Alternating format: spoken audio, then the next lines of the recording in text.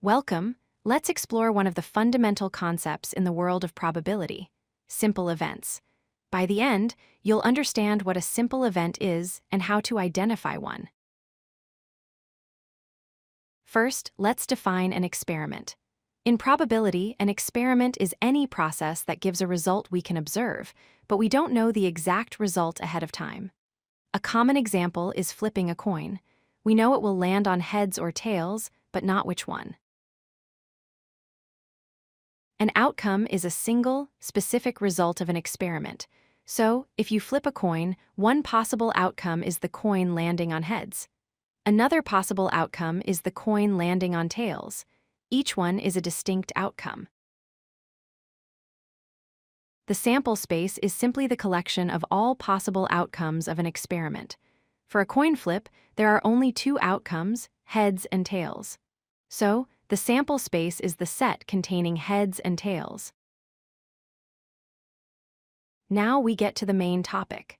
A simple event, which is sometimes called an elementary event, is an event that consists of exactly one outcome from the sample space. It's the simplest possible event you can have. Let's use the example of rolling a standard six-sided die. The experiment is rolling the die.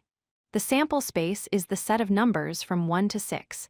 An example of a simple event is rolling a 4.